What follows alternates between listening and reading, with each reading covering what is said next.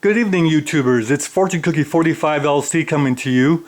And we went to the range today and we met this young man who was shooting a Springfield XDM, and he could not stand the concept of lead bullets. In fact, he said to me that he never lets any lead touch his gun barrel. Well, I'm sure you know some shooters like that. And I wonder why, because when you shoot hardball 230 grain 45 ACP like this, you're going to spend about 55 cents a round, and that's if you buy it on sale. Whereas if you shoot lead bullets like this, semi-wad cutter, which will work very well through guns such as the Smith & Wesson M&P and Springfield XDM, it costs you a nickel a round. So instead of 55 to 60 cents a round, you're spending a nickel a round. Now, economy isn't any good if the ammunition isn't any good. So I couldn't tell this young man that if you shoot lead bullets at 40 feet, you can shoot better than this if you're a better shooter.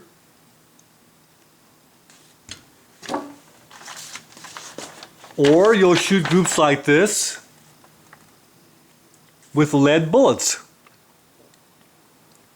And factory jacketed bullets won't do any better.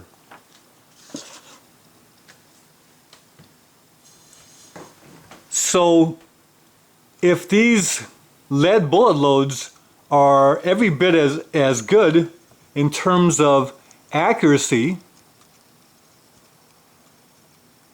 then why do we need to entertain shooting the expensive jacketed bullets?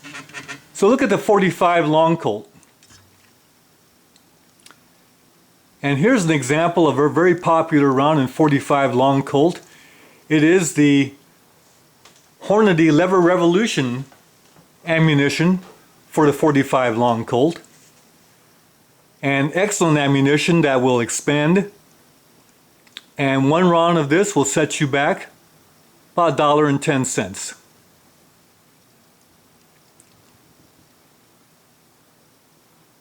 So are we paying for effectiveness?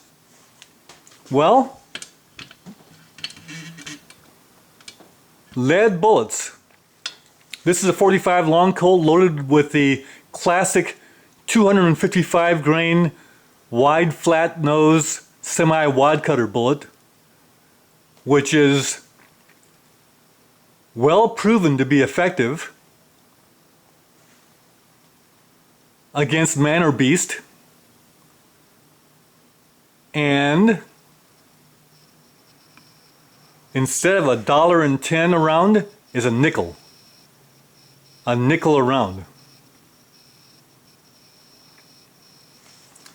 So unless you give lead bullets a try, you might find that not only are they economical, but they're effective and they're also very accurate and very good.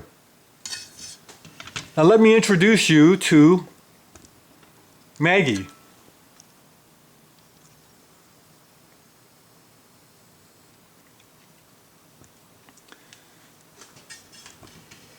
This is Maggie. It is a Smith & Wesson Model 29 with an 8 3/8 inch barrel. And right now there's a red dot sight sitting on top of it. But we're going to take that off and put on a pistol scope at some point in the near future. And Maggie loves lead bullets. In fact, she can't get enough of them. And this is what we give her a steady diet of 44 meg with 200 grain plus P loads for practice and target shooting and fun. And then magnum loads of the 245 grain Keith bullet, which you see here in the middle. That's the 200 grain round nose flat point.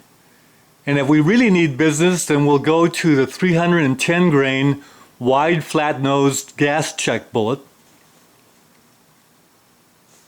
And the cost there is 7 cents a round for the magnums. A nickel a round for the plus Ps. And once again, Maggie loves them. In fact, with this setup, it's very easy to put a sandbag and hit a 250-yard gong with the Keith bullets at least 5 times out of 6 shots from a sandbag rest.